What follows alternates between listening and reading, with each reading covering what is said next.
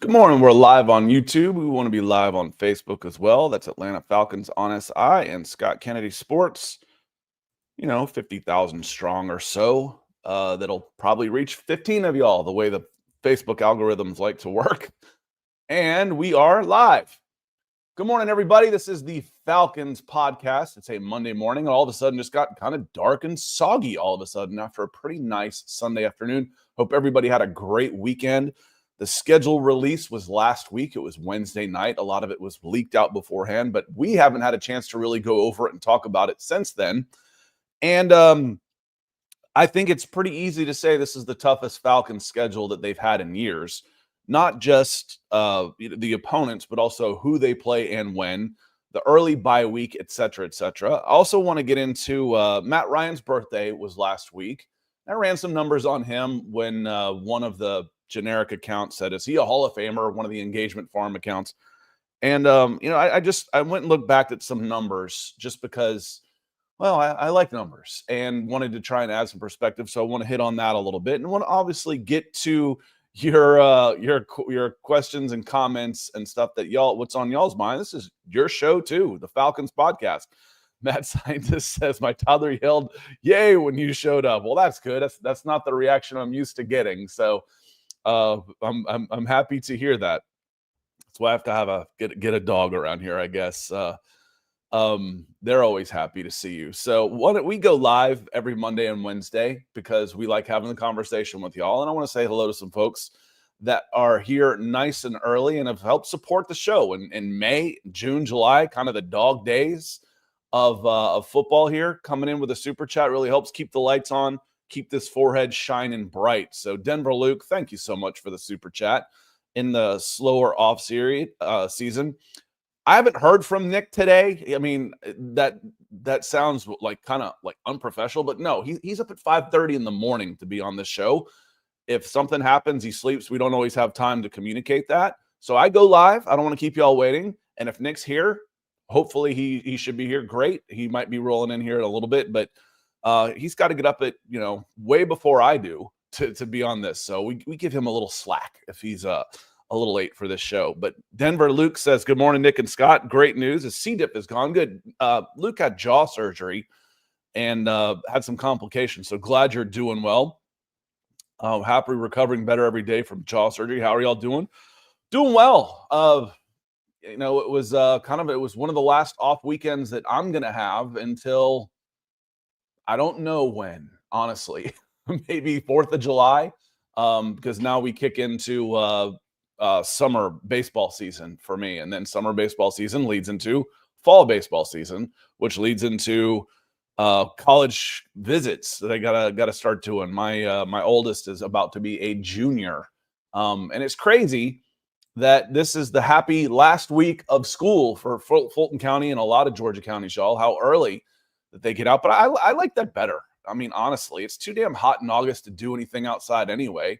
Go get out earlier, enjoy some May, and then they get a lot more. Yeah, their breaks are only like 2 months in summertime, but man, they hardly ever go 5-day weeks. They always have more breaks. I wish we would have had that. The school season seemed to be longer when we were there. They get a lot more breaks, same amount of time, but it's broken up better now, I think. So happy last week of school to all of y'all as well, especially the toddlers that are watching. John Harrell, good to see you. Hope you're doing well. I know you were recovering last week too. Good to see you. Austin's here as well. Tougher schedule this season. Yeah, we'll get into that because we, you've heard it a lot. I still want to talk about it with y'all. We've written up on it on falconsi.com, but I still want to kind of go through it with y'all and give my thoughts on the schedule. The Falcons are underdogs in their first 7 games. This is the second year in a row where 4 of their first 5 opponents made the playoffs the previous season. The 2023 schedule was historically the easiest Falcons schedule I've ever seen, and they spit the bit on that. And it cost some folks their jobs. It cost Desmond Ridder his job, cost Arthur Smith his job. It's gotten harder. This is what we're expecting now. So we'll get into it. Hey, bro, is it preseason yet? Not long. It'll be here before you know it. It's coming quick. can Kobe see playing time? Cornerback Kobe Bryant, undrafted free agent. Yes. And then Carrie, good morning. She also mentions that. So I'm just going to roll right into Carrie's comment because she's on the same page. She says, good morning, Scott and Nick. Good morning right back at you. Appreciate you joining me this morning. One step closer to Falcons football. Can't wait. Saw reports that Kobe Bryant stood out at training camp. I think he will make the roster and play with something to prove.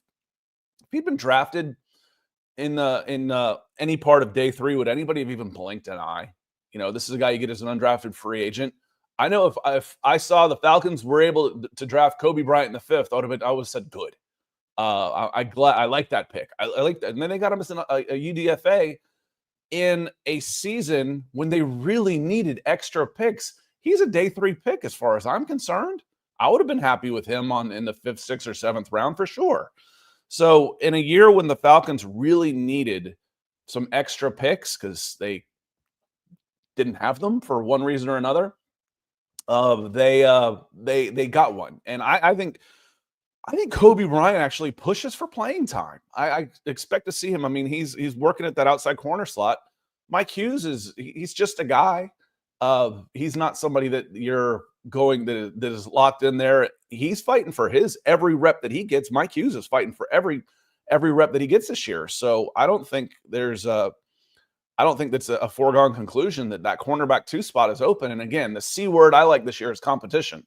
There's going to be a lot more competition for playing time on the defense this year. Last year, they went in and the first 22 was pretty much set. And not this year, man. This year's going to be a lot more competition. There's a lot more talent out there, young, hungry talent, some veterans on 1-year deals that are trying to prove it. So it's going to be a much more competitive camp, which hopefully leads to a tougher mentality from this team. Edward Brown, thank you for the super chat, my friend. He says, thoughts on the Falcons not taking the option of the bye week after the international game, then having a bite them in the butt with a week 5 bye. Now, are you allowed to do that no matter what? Because I thought that I'd heard that I thought it was the Falcons or the Broncos, one of the 2 teams I'm dealing with on a day-to-day basis, that it was denied. They requested it and didn't get it or whatnot, and ended up with a really early one. So when is the international game? Indianapolis Colts, week 10. That would have been a pretty good time for a bye week. I don't remember 100% that they said, no, we don't want it then. But I'm sure they didn't want it on week 5 either. But, that opening slate, and we can start getting into this here pretty quick, that opening slate of Tampa Bay, Minnesota, Carolina, Washington, and that's at Minnesota, at Carolina, Washington at home. That's a tough start. And then to have that week 5 bye, you better have some competition and depth. You're going to need it this year because what's that? 13 straight games going into hopefully a playoff run. Last year, a 6-3 start, and then it fell off the cliff. It's got the possibility to do that again when you've got 13 straight games and you're at least hopefully you're in a playoff run and things start getting, your juices start amping up just a little bit.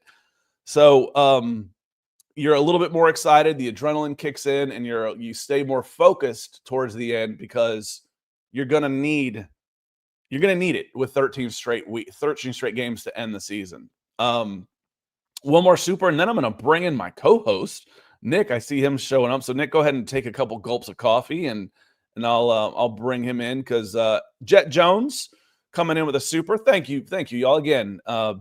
These are the days when things slow down. And this means more than ever during the summertime. So thank you, Jet Jones. He says, good morning, Scott. It's beautiful here in North Carolina. My parents were up in North Carolina, and they sent me some pictures back. It was beautiful up in North Carolina. Big old waterfalls up there. The way the schedule is set up, if we start off hot, we could be the talk of the NFC. Yeah, and it's, again, 4 of the first 5 opponents are there. And one of the takeaways I had was it's not just that you're starting with a harder schedule. You are. The opponents are harder. But it's like the teams that you would consider the out-of-division games that you would consider, winnable. These are ones we hope to chalk up as wins. They're all on the road.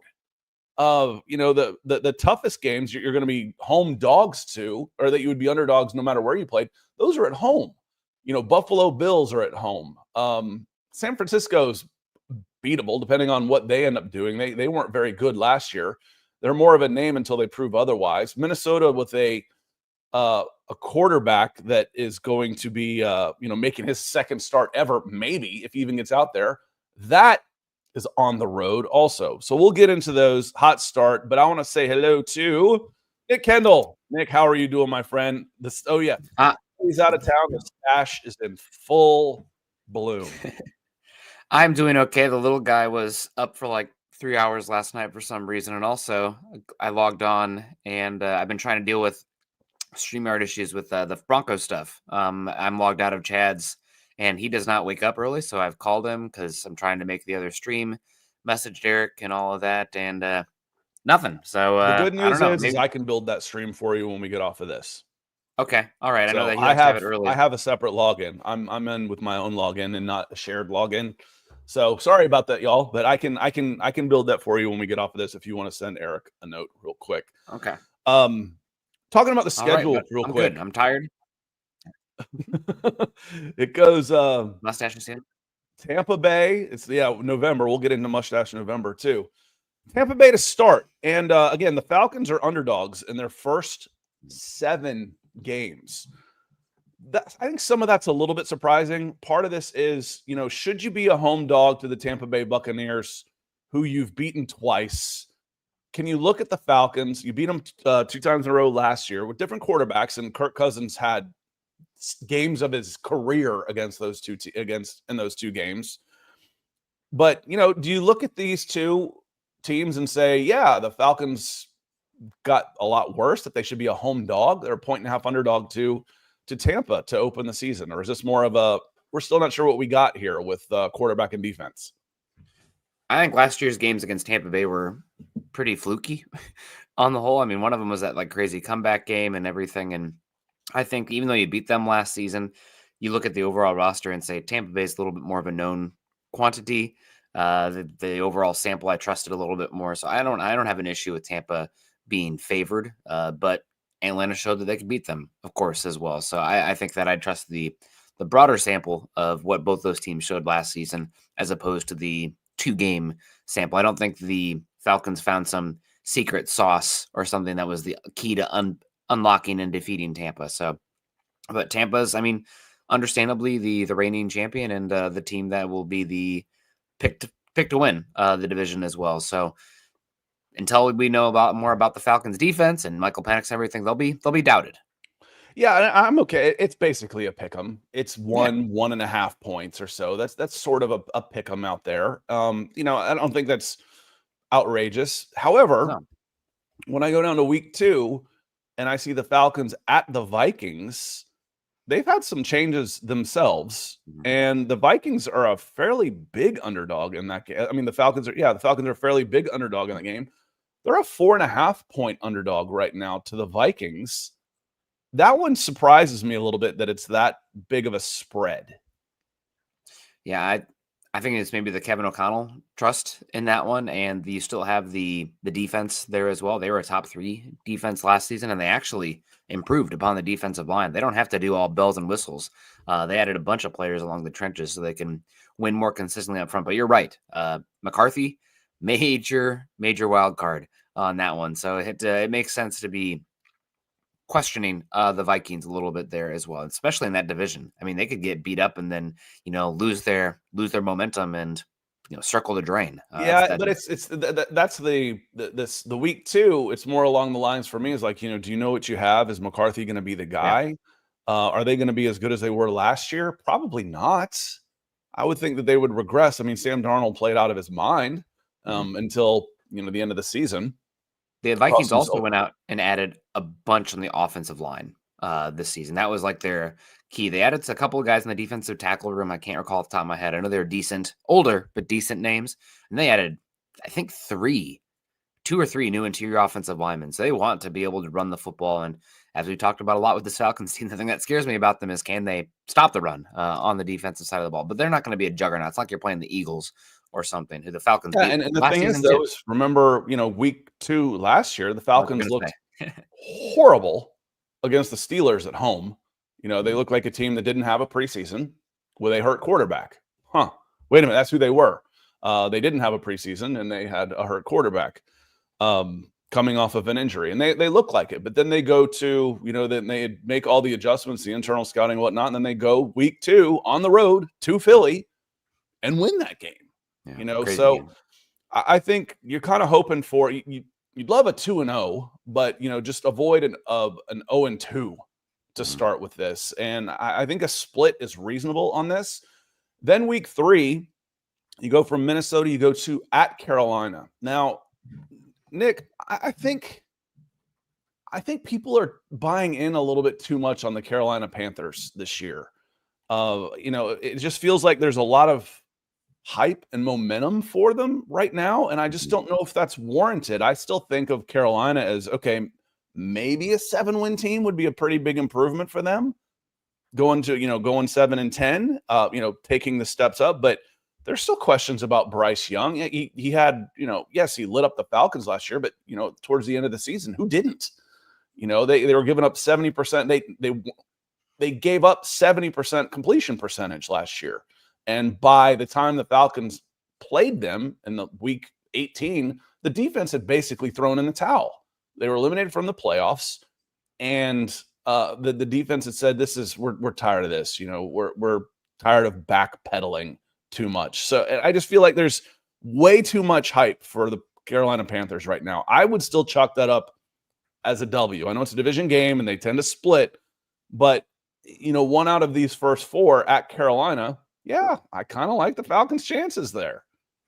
Yeah, divisional game, like you mentioned, anything can really happen there. And Carolina does have a pretty underrated offensive line. I think on the whole, that was something that they really turned around last season, and they also threw assets at the defensive front as well. So we will see about Carolina. There's always a team, I think almost every single year, Scott, a team that goes worst to first in some sort of division. So people are going to call their shot on some. It is May after all, right? So we'll see what happens when there's actually substance and games being played. But I think Carolina's feisty, but that to me, like, what did they pick last year?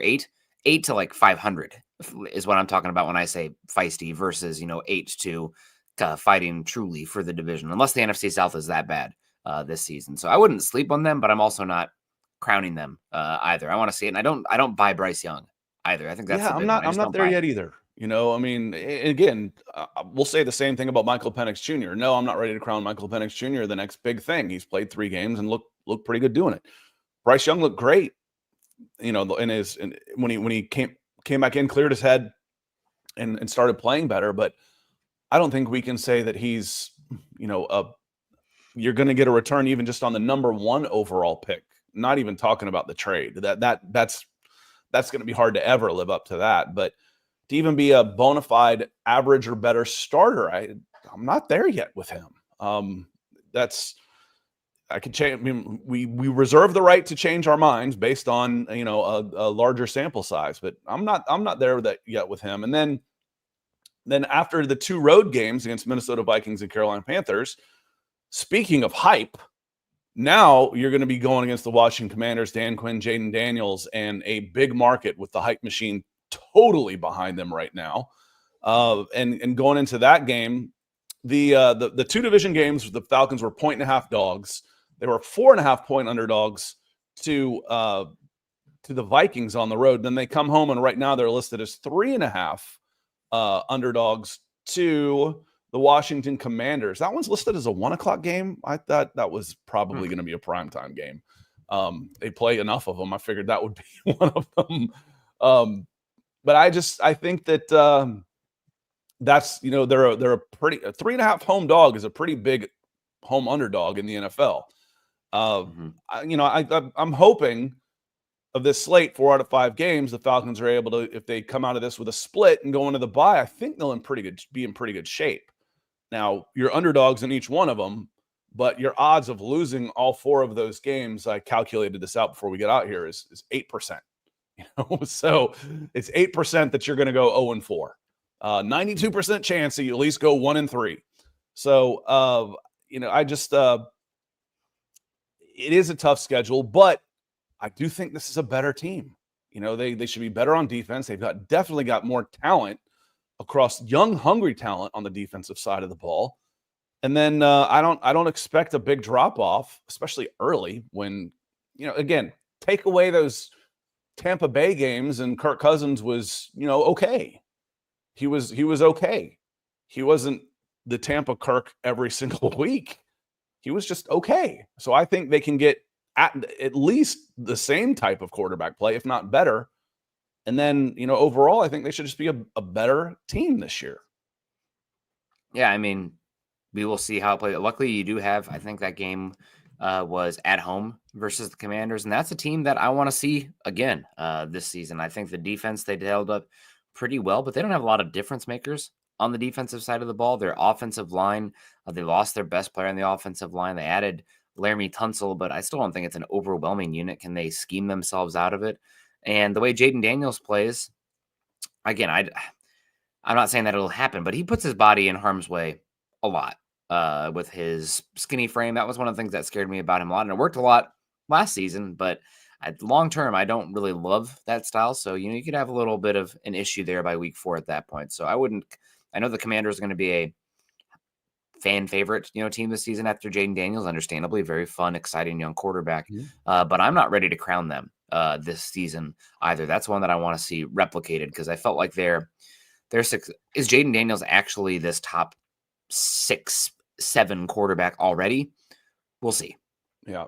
And, the NFL Game Day or whatever, the NFL.com ran a AI. They've been doing simulations for 30 years now, but now we're just calling it AI. We've been running simulations since Madden 92 on my Sega. We're going on 40 years of running simulations, but now it's just called AI. They posted it out there, and it had the Eagles, had the Falcons winning the South, but it had the Eagles finishing 3rd in the East behind. Maybe I counted that wrong. Behind Washington, and who else would it be behind? Not the Giants. Maybe I thought it was Cowboys. The Cardinals were still in that division or something, but it had them like as a 6th seed because it was the Falcons playing the 5th seed. The Falcons were playing the Eagles. I'm like, that's really the biggest problem I have with this is I'm not ready to put Washington over the Eagles. I'm not there. I'm not in on the Packers either, as far as being this juggernaut team. We've talked about that for a couple of years. Detroit, will they be as good this year? Maybe. Detroit has brain drain to deal with. They lost offensive coordinator, defense coordinator, and both staffs were picked apart around them as 2 new coaching staffs go. So that's the one that I really feel bad for Detroit because last season felt like the year, but they had an unprecedented level of injuries and things fell apart because of that. I mean, there's only so many blows you can take. So yeah, Glenn is gone. Who's Ben Johnson gone to the Bears. So we'll see about Detroit as well. We got Yusuf coming in here. Says, morning. I've been a Falcons fan for almost 30 years, and you guys' knowledge of the team and football in general are on top of my list. Well, thank you. Are there any notable free agents available in 2026? I have not fully gotten there, Yusuf. And also one thing I will say about free agency, you can get excited about free agents and, you're like, oh man, look at this list. 70% of them re-signed with their team, right? So it's like, oh, this last year, Broncos really wanted a linebacker. Oh, well, look at all these linebackers. Pretty much every single freaking one got signed in the, the illegal tampering period or before they actually opened, like, oh man, players, boom, boom, boom, signed up. So, yeah. Well, and a lot of them re-sign with their own teams before they never get a chance to hit free agency. The Drew Dahlmans of the world are rare, that a player like that actually hits free agency. So we'll see. And as far as like guys this year, I haven't really even paid attention to see who's left out there because the Falcons really aren't buyers right now. They've got yes, they'd like to add. Sure, you'd like another cornerback. Do I want to trade for Jalen Ramsey? Not really.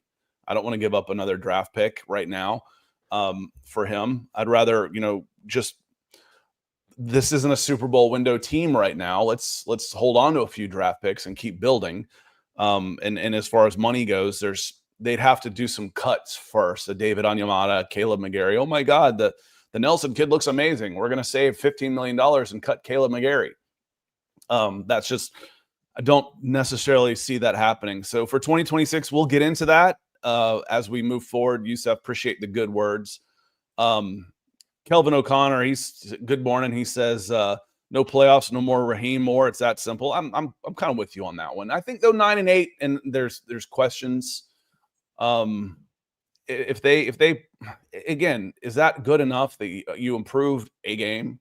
2 years out there, all this money, you fast forward at a draft pick, so you've got another first round draft pick out there, and you just pick up a game, but you're 9-8 and miss the playoffs. Maybe I'm not there yet. Losing season, losing playoffs. I think there's regime changes across the board. So, and I've said that from the beginning. Hopefully, Falcons fans, you won't have to find out. That's what we're hoping. It's like I don't want to find out if I'm right about that. I'm tired of mediocre. This is kind of the opposite of the 80s Hawks. The Hawks were good, never great. And that's where they stood for a decade. They'd win 50 to 53, 54 games a year and be out in the second round of the playoffs, and never were bad enough to get that superstar player, in the draft. This is different. They're between 7-10 and 8-9 for 4 straight seasons. Enough. Let's either be really, really bad, not this year with a first round draft pick. No, I was saying not this year. Not this year. Yeah. Or let's get out of this muck. This muck on this. Rio, good to see you. He says Atlanta Falcons. I don't give a damn what the projections say. 7.5 wins ain't good enough for a successful season. No, it's not. And I'm not counting 8. That's what I just got done saying. And thank you for the Facebook stars, my friend. So we always find ways to lose games. Let's find a way to start winning them. Rise up, though. It felt like that a little bit last year, though, didn't it? Who falconed at the beginning of last season? Who falconed worse than the Falcons in one of those early games, Nick? I mean, the Eagles. The Eagles. Yeah. The Eagles did it. Because I remember, wow, that's what that feels like to have them just piss away a game. I've never been on the right end of one of those. Man, it's kind of fun.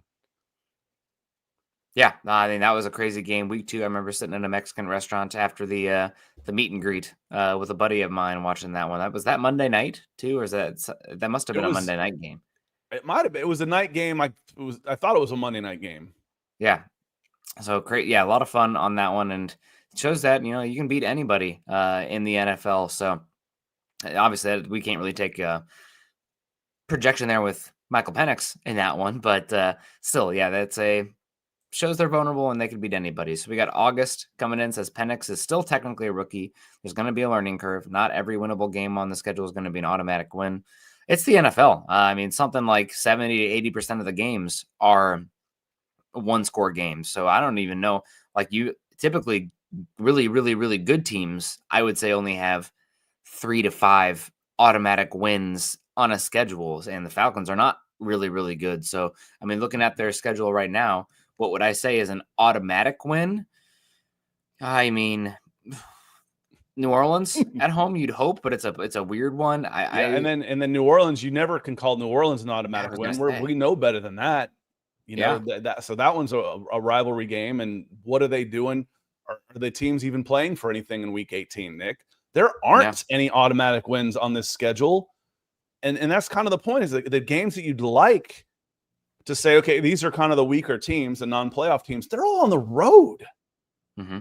The non-playoff teams from last year that you're thinking, okay, they're all road games. Yep. So you're at San Francisco, at New England Patriots. Okay, the Patriots might not be any good again. It's in Boston, Foxborough, Indianapolis Colts. They could go one way or the other too. I'm still kind of leaning on them going down. Yeah. But that one's way on the road. That one's in Germany. That's in Berlin. Carolina Panthers at home. I like it, but again, divisional game. You'll be favored in that one. At Saints, again, it's the Saints. And then the Jets. The Jets are that one's on the road too. We know what can happen in November 30th in New Jersey. The weather can be just freaking awful, and it could be one of those 10-9 games. It could go either way. Seahawks are a good team. They're at home. At Tampa, Arizona is improving on the road again. And then the Rams at home they're kind of a dark horse team. And then New Orleans at home. There aren't any gimmies on this schedule this year, as far as I'm concerned, which probably means you're hovering right around 500 and you need some stuff to go your way. Yeah, very possible. Again, though, we keep coming back to it. Michael Penix, right? Like if he's a dude, which is unfair expectation out of the gate, to be that guy, but it's possible. Then perspective changes. There's just enough questions still that we don't know enough about this Falcons team to project that much. But give us 4 to 6 weeks, we'll see. Jimmy comes in and says Micah Parsons is a free agent next season. Yeah, the Cowboys do a real good job of waiting until the very last minute, so they have to pay, a tariff on each of these guys. Parsons will not be a free agent. I know there's a lot of good tight ends as well. Most of those guys will be back, just how it is. Yeah, Micah Parsons is a free agent. I'll be surprised if he is a free agent next year. If he reaches free agency, I'll be really surprised on this. Bryce, good to see, says, how much production from the 2 first-round picks would make it seem worth it? Are we expecting 8 sacks apiece from the first-rounders? Jared Verse won the Defensive Rookie of the Year last year. He had 4.5 sacks. So for me, Bryce, the answer to this question is no. I'm not expecting 8 sacks from each of them when a rookie, Defensive Rookie of the Year, had 4.5. The question we had last week was, can you get 8 from the 2 of them? Can you get 8 sacks from the both of them? Set the over-under on that one. I like it. I'm not sure which. Could be 7-1. It could be 4-4. But I'm expecting more of a Ryan Nielsen type, where you might not have a guy get 10 sacks, but you could have 6 guys get 5 sacks. And then you're talking about a couple designated pass rushers in this. So I'm not expecting a double-digit sack performance from anybody on the Falcons this year, but I am expecting them to damn near double their sack total. Now, they ended up with a bad total instead of oh my God, this is historically the worst pass rushing team in NFL history, which is the track they were on. So doubling and put them up around 60. No, they should be 45 plus in sacks this year is where they need to be. Yeah, you'd hope. Again, we'll see if the defense does enough to get there. We talked about it a lot last Wednesday, Scott. So I wanted to look up as far as where does 45 sacks put you on teams, because that's probably still bottom half. Complete leaders, turnovers, sacks. The Broncos led by a lot with 63. So, that's an anomaly. The next closest was 54. 45 sacks, just say even 40 sacks, puts you upper half. That's where the Steelers were. And then there's a real mix of teams in there. Between 40 and 46 is 1, 2, 3, 4, 5, 6, 7, 8, 9, 10, 11, 12. 12 of the teams. So a third of the league is somewhere between 40 and 46 sacks. That's kind of the number I'm expecting. When I say 6 guys have 5 sacks, there's 30. And then, one gets chipped in here and there from a defensive back or a reserve lineman, that you should be in the 40 range next year. But, how many? If I get 8 to 10 sacks from Pierce and Walker combined, I'm going to consider it a win. Is that good enough for the next 5 years? No, it's not. No, to justify the first round pick on them. But for rookies, again, 4.5 sacks won the Defensive Rookie of the Year from an edge rusher last year. It's hard coming in for as a rookie. It's hard. Yeah, no doubt. We'll see how those guys do this season. You mentioned Jared Verse last season, the 4.5 sacks. He was really high up in a bunch of the other statistics as well. He had a lot of tackles for loss as a run defender, and I think he was number 1 in the NFL in pressures as well. So sacks are obviously really valuable, but it's kind of like, do you hold triples away against a guy who hits a lot of home runs? The triple, I'll still take the triples. Those are nice too. So I think sometimes I think the pressures are, again, they're not every pressure is created equally. No, of course not. No, but if you have a guy who is really high in the count statistic of that, there's going to be enough quality ones in there that it's going to matter. So Yeah, Verse had a really good season last season. It wasn't just the sacks. And I think 4.5 from Verse last season with all the pressures and stuff, I think is pretty close to equivalent to, I mean, you had Nick Bonito had how many sacks last season? I think Verse had more pressures than him, higher pass rush win rate, all of that stuff. He didn't have as many true one-on-ones or free rushes created for him, and didn't have Surtain playing behind him on a blitz happy defense. So yeah, Verse was pretty good. Yeah, Last Verse was season. really good. But again, just as far as the top line numbers, you know, are you gonna be disappointed if they don't get 8 sacks? No. I again, and that's why I've said it. People come in, there might even be a comment in here somewhere. Don't forget about Braylon Trice. Brother, I'm not expecting anything from Braylon Trice. This is a 3rd round pick, a day 3 pick who fell to day 3 because he's not all that athletic and he's coming off a major knee injury. He's never played it down. Anything you get from Braylon Trice is gravy. You know, they went into this offseason not expecting much from Braylon Trice. That's why they've got 2 edge rushers and sign another one in Leonard Floyd. If he ends up outplaying those guys, great, awesome. But you can't count on that. You can't. Yeah. Going in. And I did want to add this, Scott, so I just wanted to check, like, where did Verse actually sit in pressures last season? He was number 1 in the entire NFL with 89. Who are the next 3 guys? The next 3 guys are you got Jonathan Greenard, who was shocking Minnesota. Who got home. Yep. And then you got Trey Hendrickson, who led the league in sacks. And then Myles Garrett. Again, so was it an outlier with pressures, or, you know, those guys at least doubled him, maybe even tripled him, and in one point quadrupled him in sack numbers. So again, who's getting home and who's not? Jared Verse was really good. Just again, top line, defensive rookie of the year, had 4.5 sacks last year. Chris Walker says, I wish we had gotten Jared Verse and Braden Fisk last year. I would have been so freaking happy with those 2 picks. Yeah, you're hoping.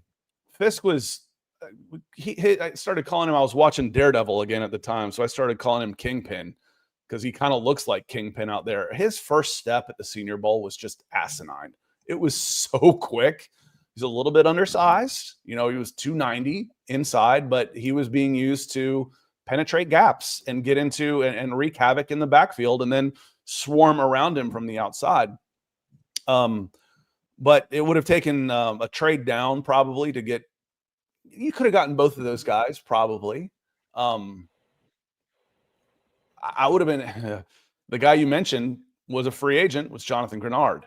He was a free agent. Mm-hmm. We started talking about, you know, how do you spend your money? I put $100 into Jonathan Grenard and then Danielle Hunter. I could have gotten Danielle Hunter and Jonathan Grenard for what I spent Kirk Cousins, and then used my number 8 on Michael Penix. But he was number 8. Or he was the next guy in pressures. Yeah, just thought I'd add a little salt there. Speaking of free agents, those 2 guys were free agents. 2 of the top 5 guys in pressures were free agents last year.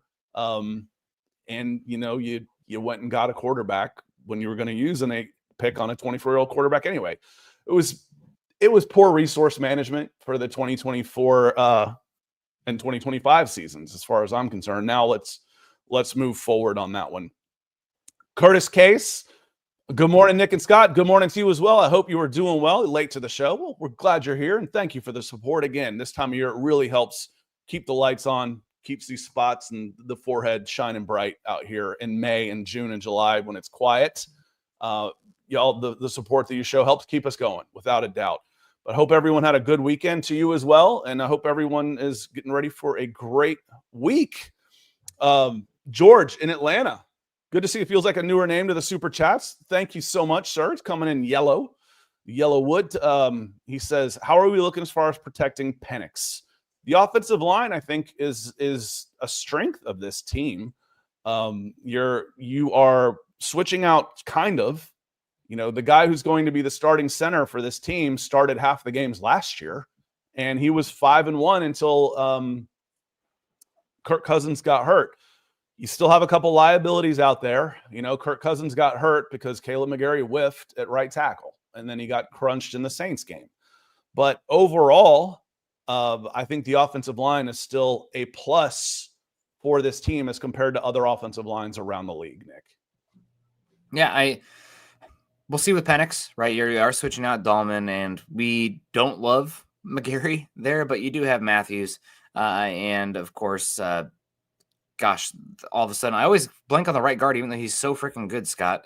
Chris Lindstrom. Lindstrom. Yeah, Lindstrom. Only the highest rated lineman, sometimes football player in the NFL. I mean, gosh, right. He doesn't have the hype around him like the Broncos right guard Quinn Miners, who shows off the belly and fights trees in the wilderness for training. He doesn't have the Q rating, but he's just and playing for the Falcons, that's part of it too. I'd go and look and see the top 4 guards in the NFL, and there's what's his nuts from the Colts again. I'm like, he's been better than that guy for 4 years in a row. Yep. Nelson.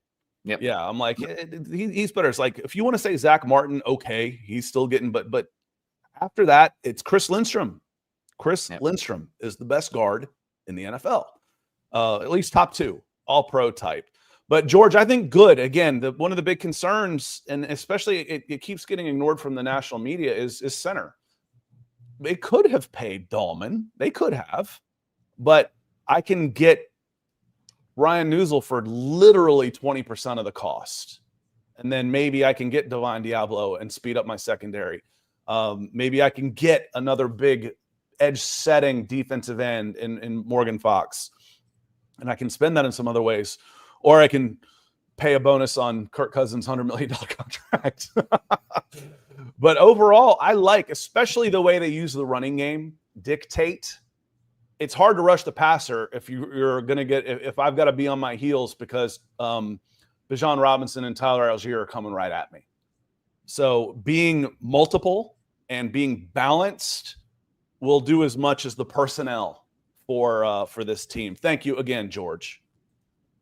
Yeah, thank you so much, George. So the offensive line is going to be key. I think you are looking hopefully long-term to find somebody for McGarry. McGarry is a little scary. He was hidden a lot by Arthur Smith's system, and you had Kirk Cousins last year who couldn't move, and now they have a little bit of mobility that should help, but Penix has that injury history, and you want to make sure that he's not seeing ghosts back there. So we are on McGarry watch for sure this season, and that's a unit that I know we all want the defense to be better, but if the offensive line isn't good enough, I think it's kind of all for naught for this team. So that's my number one priority right now, making sure that unit is good. He's still on that contract. I'm shocked. Yeah. I mean, there's $16 million in savings with the restructure / extension that you could have, or if you don't want to do that, then cut him.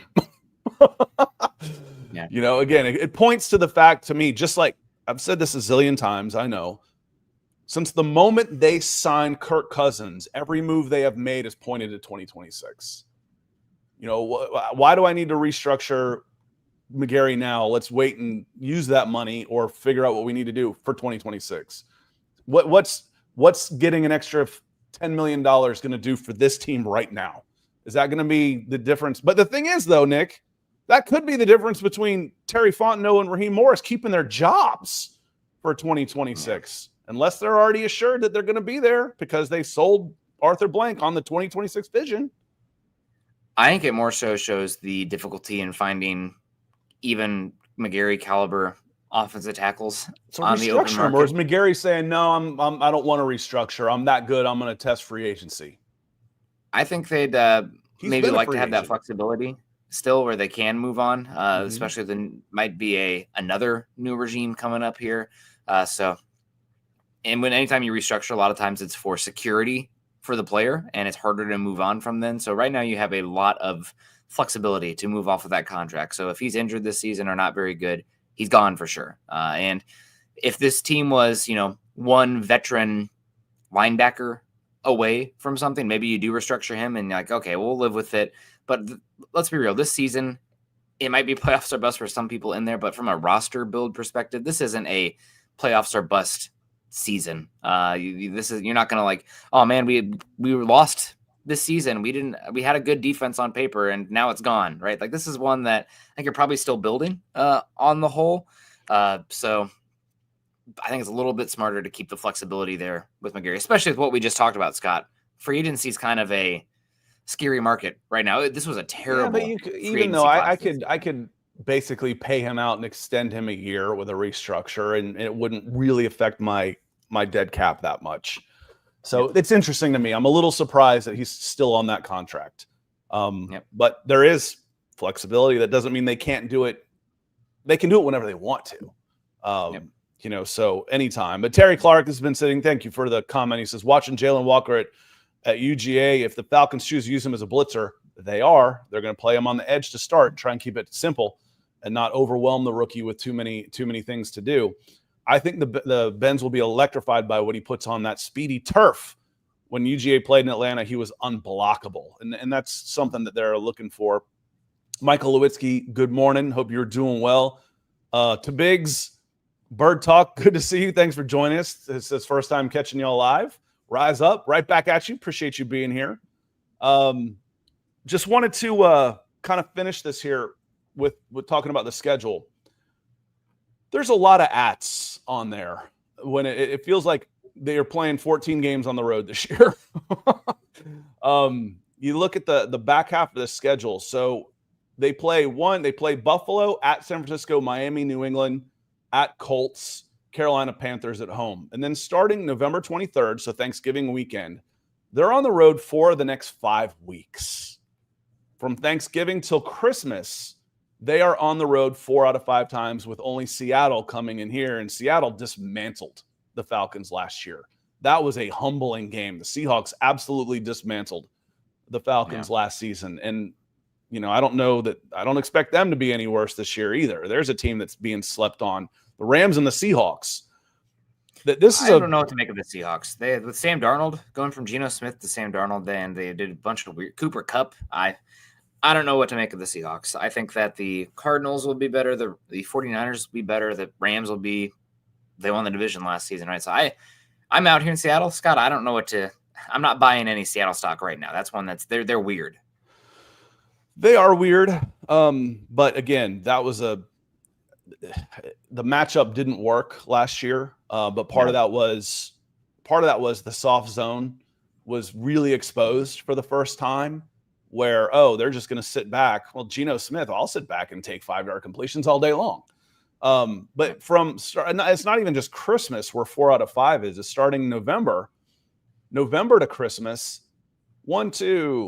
6 out of 8 games are on the road, Nick. 6 out of 8 are on the road. These birds are going to have to fly, baby.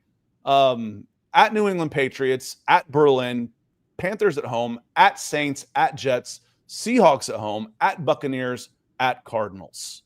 This could be a considerably better team and not have a better record. The schedule is so much tougher. When you look at this and you say 7.5 wins is out of your mind, this is a largely unproven team in a lot of ways, and they'll get a chance to the first month of the season. We'll have a pretty good idea. I mean, it's going to be trial by fire quickly when Michael Penix and this offense are playing in week 1, 2, 3, and 4 instead of weeks 16, 17, and 18. We're gonna learn a lot. The defense is going to be better automatically. I'm just convinced of that. You'll never convince me otherwise. But this is the hardest schedule that since we've been doing this together, Nick, in this is our 5th season together, like Terry Fontenot. This is the hardest schedule by far that the Falcons have faced. Yeah. I mean, you are not playing the AFC North or the AFC North, AFC West, or you're not playing the NFC North. So on paper, I'd rather be playing the NFC West probably this season on the whole, right? That's who you guys have, is it the NFC? Yeah, the NFC West.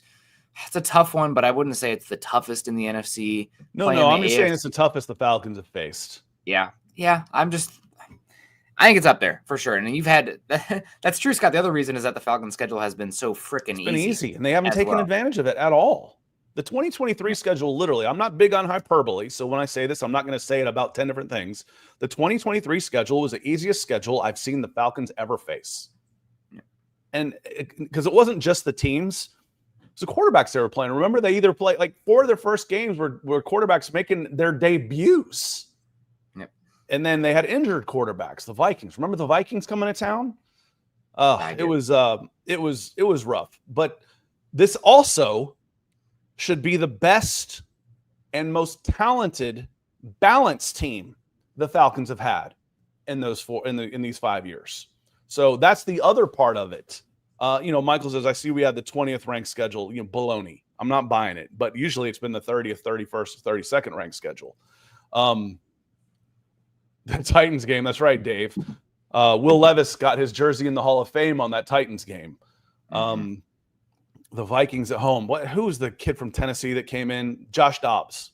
They're drawing stuff in the rubber pellets. They're drawing plays in the rubber pellets as he comes in.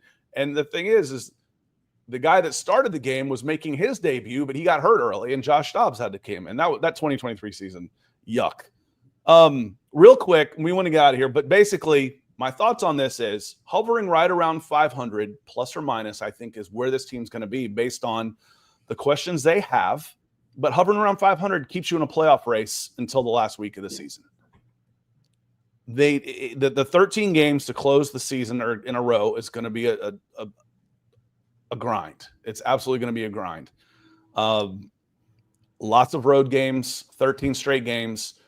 Better competition, better talent, younger, hungrier players is all good for Atlanta. Now, one more thing I wanted to say, Nick, and I'm not sure if you saw this when I posted it over the weekend. It was Matt Ryan's birthday, and one of the engagement farm accounts puts out there, is he a Hall of Famer?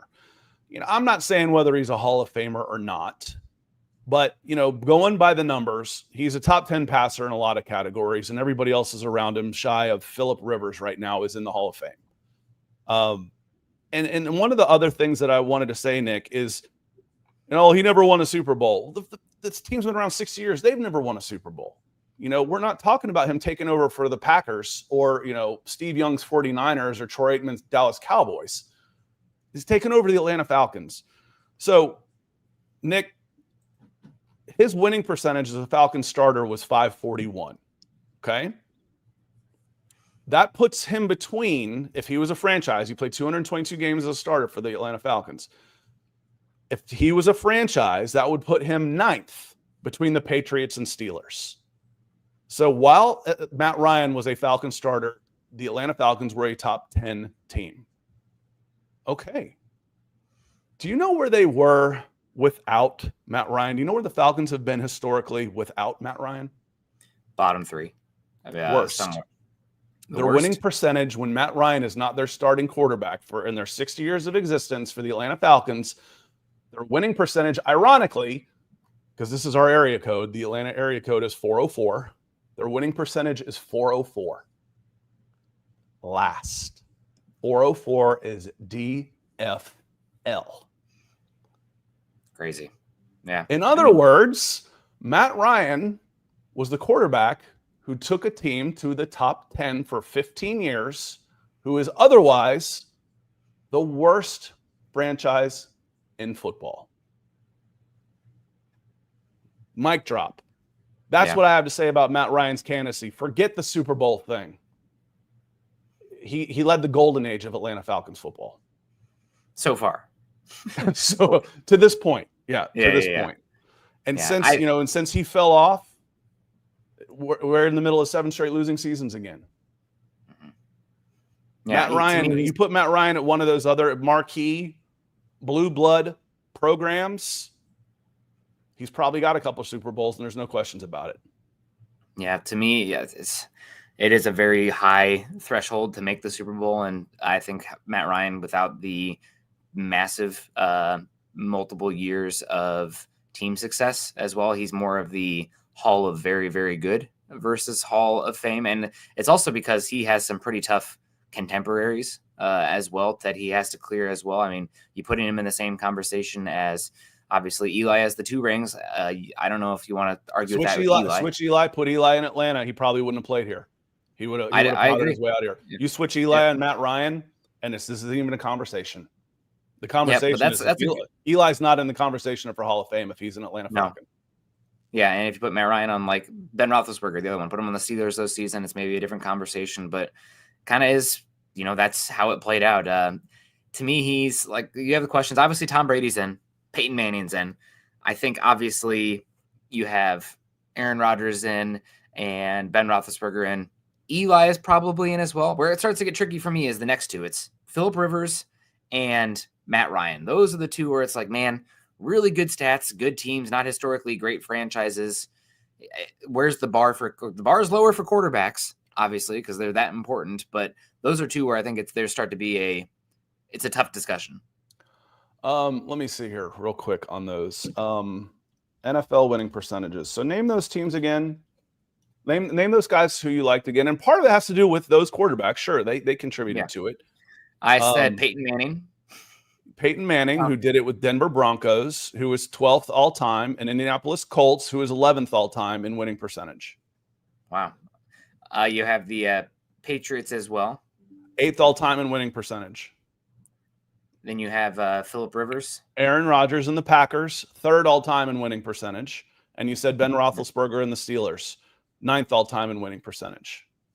Yep. And then you have Matt Ryan, who, including Matt Ryan's numbers, the Falcons are 27th in winning percentage. Without him, they're DFL. They are dead effing last.